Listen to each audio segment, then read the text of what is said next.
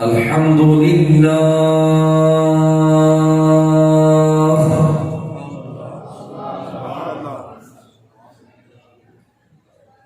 الحمد لله الذي أوحى لنبيه شعيا عليه السلام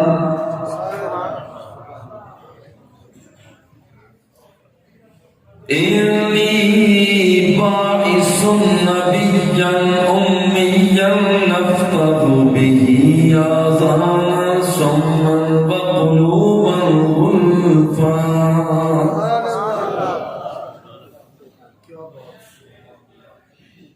وقلوبا غلفا وأعينا عميا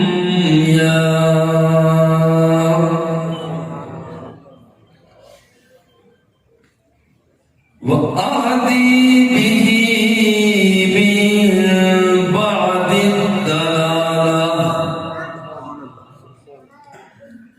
وأعلم به بعد الجهالة وأنفع به بعد الخمولة وأسمي به بعد النكرة وأجمع به بعد الفرقة وأؤلف به بين قلوب وأهواء متشتتة وأقوام مختلفة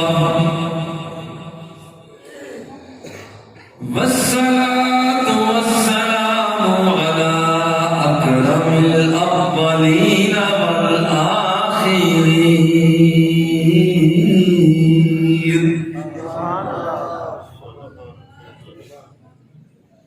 سيدنا الممجد وبشيرنا المؤيد ونذيرنا المسيد والمصطفى الأمجد وعلى آله الطيبين الطاهرين وأزواجه الطاهرات المطهرات أمهات المؤمنين.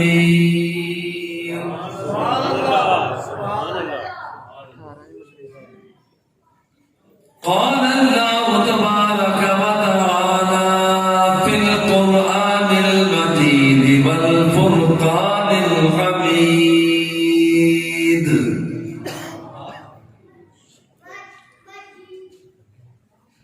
أن القوة لله جميعا.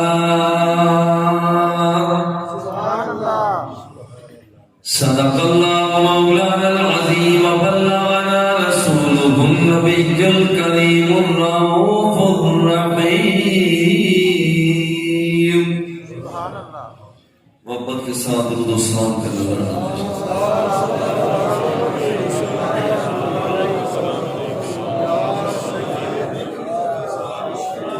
تھوڑا سا والیوم کھل سکتا ہو کہ محبت کے ساتھ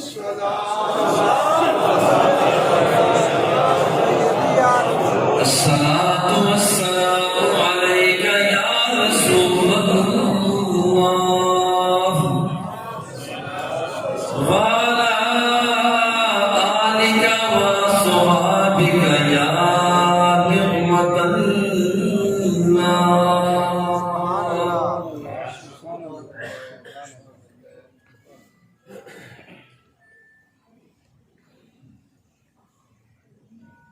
اللہ جل جلالہ کی حمد و ثنا حضور سرکار دو عالم صلی اللہ علیہ وآلہ وسلم کی ذات والے صفات پر ہدیہ درود و سلام کے بعد دعا ہے کہ اللہ جل جلالہ ہم سب کی حاضری کو شرف قبولیت سے سرفراز فرمائے. اس محترم اور موقر ادارہ میں جہاں عزیز محترم استاد الحفاظ والقراء قاری محبوب احمد فریدی سلمہ اللہ دن رات اپنے ساتھیوں کی موجودگی میں دینی خدمات سر انجام دے رہے ہیں. اللہ رب العزت اس ادارہ کو، اور مجھے یاد آ رہے ہیں کہ میں اپنے والد گرامی قدر قبلہ فرید الاسر رحمۃ اللہ تعالی علیہ آپ کے ساتھ اس ادارہ میں پہلی مرتبہ آیا تو راجہ محمد اکرم صاحب مرحوم و مغفور، جنہوں نے یہ دینی خدمات کے لیے اس جگہ کو وقف کیا، اللہ جل جلالہ مرحوم کو جنت الفردوس میں بلند مقام عطا فرمائے اور ہم سب کا خاتمہ ایمان پر فرمائے. ابھی مجھ سے پہلے میرے محترم شیخ عادل آمیری سے قرآن مقدس کے حوالہ سے خطبہ عطا فرما رہے تھے. ان کی چاہت تو نہیں تھی، لیکن میرا دل چاہتا تھا کہ بہت دن ہو گئے میں کچھ باتیں آپ کو سنوں جو آپ گرج چمک کے ساتھ ہمارے عطا فرما رہے تھے. اللہ رب العزت اس میں اور بھی برکتیں عطا فرمائے. ہمارے محترم مفتی صاحب جلوہ فگن ہیں، علماء ذوالفقار ہیں ماشاءاللہ، اور علامہ فردوسی صاحب جو ہم اکٹھے بھی ملتان میں پڑھتے رہے. تو رب ذوالجلال کی بارگاہ میں التماس ہے کہ ہم سب کی حاضریوں کو اپنی بارگاہ میں قبول و منظور فرمائے. دیکھیں معراج مصطفیٰ صلی اللہ علیہ وآلہ وسلم اس حوالہ سے بہت سے پہلو ہیں. لفظ سبحان پر بحث ہو سکتی ہے، سبحانہ ما اعظم شانہ، لا یحد ولا یتصور پر بات ہو سکتی ہے. بات ہو سکتی ہے کہ وہاں پر اس مقدس سفر کے تکنیکی پوائنٹس کیا ہیں. بات ہو سکتی ہے کہ یہاں اس کی سائنسی تعبیرات کیا ہیں. بہت سے پہلو ہیں، مگر میں اس موقع پر ایک بات کو پیش نظر رکھنا چاہتا ہوں،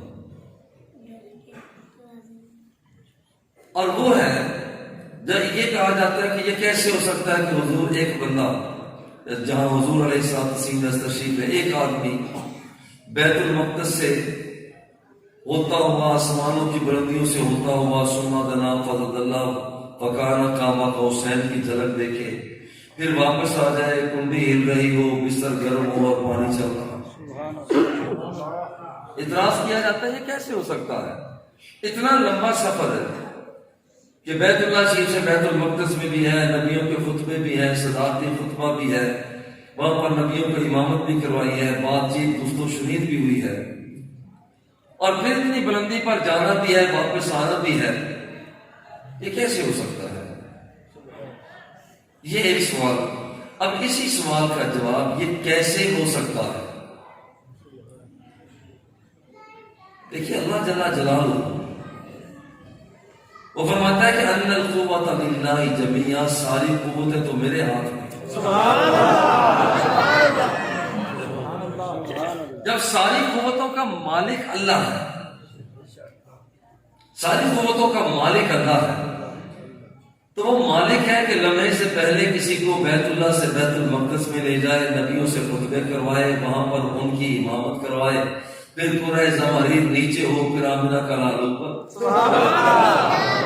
قرہ نار نیچے ہو، آمنہ کا لال اوپر ہو، قرہ ہوا نیچے ہو، آمنہ کا لال اوپر ہو، پھر وہاں پہ گفتگو ہو، ثم دنا فتدلی فکان قاب قوسین کی جھلک دیکھے، پھر واپس آ جائے. وقت کی نبض رک جائے. ان القوت للہ جمیعا، ساری قوتوں کا مالک اللہ ہے. سبحان اللہ، سبحان اللہ. دیکھیں ایک چھوٹا سا بچہ، میں ایک مثال کے ساتھ آگے بڑھتا ہوں. سبحان اللہ، ایک چھوٹا سا بچہ بیت اللہ شریف کا طواف اپنی اماں کی گود میں کر رہا ہو سبحان اللہ. تو کسی کو کوئی پریشانی نہیں ہوتی کہ اتنا سا بچہ ہے، پاکستان سے چلا ہوگا، کراچی تک پہنچا ہوگا، لاہور گیا ہوگا، ملتان سے سوار ہوا ہوگا، ہوائی جہاز کا سفر ہے، لیکن یہ بندہ، یہ چھوٹا سا بچہ، اب یہ بچہ یہاں پہنچا ہوا ہے. آپ کو کوئی حیرانی اس لیے نہیں ہوگی، بچہ کمزور ہے، اس کی ماں تو طاقت والی ہے. بچہ کمزور ہے، اس کی ماں طاقت والی ہے. مگر یہاں تو جو اس سفر کے اندر ہے، رب کی دی ہوئی طاقت سے بھی یہ بچہ بھی بڑا مضبوط ہے. اب یہ جو بچہ بعد میں کائنات کا والی، در اللہ المکروم، عالم ما کان و ما یکون، سبحان اللہ. قائد فوج اسلام، دامغ جیوش اسلام، یہ آمنہ کے لال ہے. یہ طاقت اللہ جل جلالہ کے پاس طاقت ہے، اور وہ جسے چاہتا ہے جیسے چاہتا ہے عطا کر دیتا ہے. سبحان اللہ. ایک بنیادی بات.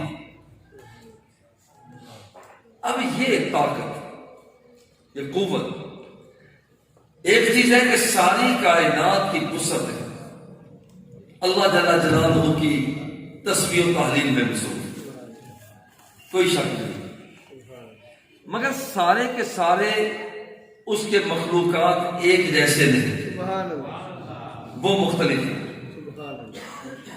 ساری کائنات اس کی تسبیح کرے، سبحان اللہ. جمادات اس کی تسبیح کرے.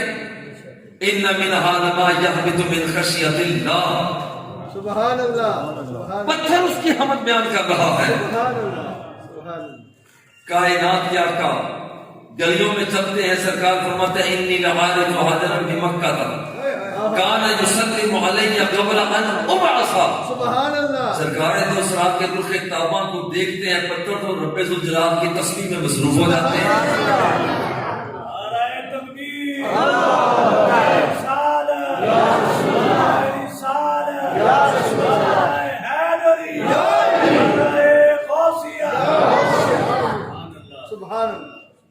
پتھر بھی تسبیح کریں، نباتات بھی تسبیح کریں. سبحان اللہ. والنجم والشجر یسجدان، بیل بچھی ہوئے تسبیح رب کی کر رہی ہے. واہ واہ. سر ایستادہ ہے، سبحان اللہ. تسبیح رب کی کر رہا ہے. بادل برستا ہے، بجلی کڑکتی ہے، ہم سمجھتے ہیں بس یہی کام ہو رہا ہے، مگر اللہ فرماتا ہے یسبح الرعد بحمدہ والملائکۃ من خیفتہ. وہ تو رب کی کڑک کڑک کا تسبیح بیان کر رہی ہوتی ہے. ہم سمجھتے ہیں کہ جانور ہے، بس دودھ دے رہا ہے کافی ہے، مگر حقیقت کچھ اور ہے.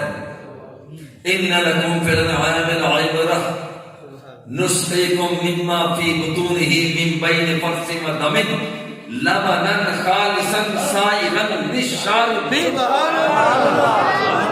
سبحان اللہ. بظاہر بکری دودھ دیتی ہے، سبحان اللہ. مگر ذکر رب کا کر رہی ہوتی ہے. سبحان اللہ. ہم دیکھتے ہیں کہ انسان بھی اس کا ذکر کرتا ہے، سبحان اللہ. کوئی شک نہیں ہے.